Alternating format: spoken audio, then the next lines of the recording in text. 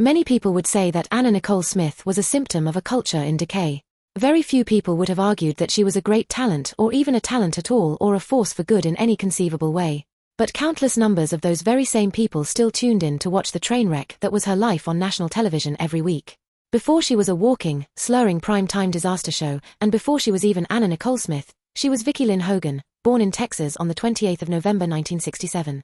Smith grew up without a father and had a tough childhood, though not nearly as tough as the lady she idolized, Marilyn Monroe. Like Marilyn, Smith married very young. At the age of 17, she got hitched to a 16-year-old cook she met while working at a local fried chicken restaurant called Jim's Crispy Chicken. How that is legal is beyond me, but I'm assuming the answer is Texas. The marriage failed after barely a year, but not before the young couple welcomed a son into the world. Leaving her child in her mother's somewhat questionable care, Smith took off for Houston to work at a strip club in 1991, where she met an oil tycoon by the name of J. Howard Marshall II. Marshall was bound to both a wheelchair and a several billion-dollar fortune. The next year, after submitting nude photos of herself to the famous Playboy magazine, a publication that had helped to launch Monroe years before, Smith was selected as a pin-up model and went on to be named Playmate of the Year. Soon afterward, Smith married the tycoon she had met while stripping. She was 26 years old while he was an active 89. Smith took an absolute beating in the press, with seemingly the whole nation disturbed by what they saw as blatant gold digging on her part. Why so many people cared about Smith at all remains a mystery, but boy were people upset.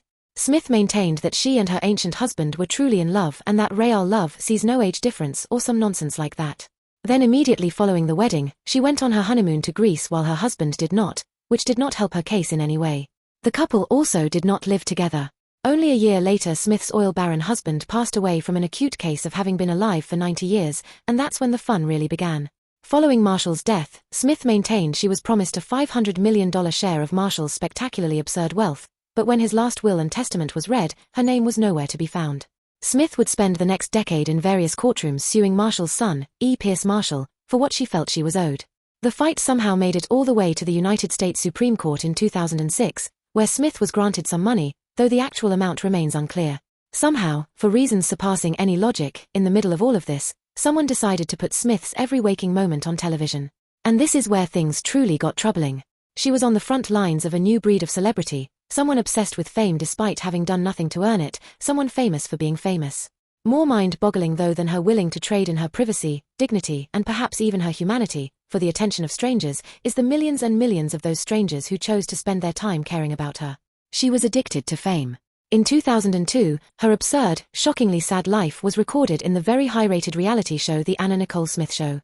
The show was basically a gory, blood-soaked horror extravaganza as more than 4 million viewers delighted in watching a drug-addled, overweight, aging playmate stumble through her life understanding almost nothing in the entire world. Here she offered up often repeated bits of wisdom like, "I know nothing. About nothing." And, "Hark the herald, angels sing. I'm drunk." In 2006, only 3 days after Smith gave birth to a daughter, her son, only 20 years old at the time, died of a drug overdose while sitting in his mother's hospital room. Smith, constantly wavering on the edge of disaster even before the loss of her son, never recovered. A few short months later, on the 8th of February 2007, Anna Nicole Smith was found dead in her room at the Seminole Hard Rock Hotel and Casino in Florida. She was 39 years old. An autopsy showed that, like her son and her idol Marilyn Monroe, the cause of death was an overdose of drugs. Smith was revealed to have been prescribed at least 9 separate prescription medications at the time of her passing. Unlike other celebrities, Smith does not leave behind a great body of work or a piece of staggering genius. She leaves behind virtually nothing but a legacy of bitterness, confusion, and sadness. She had nothing important to say or to do, her only gift seemed to be a complete inability to feel shame, and for that she was one of the most famous people in the world in the first part of the 21st century.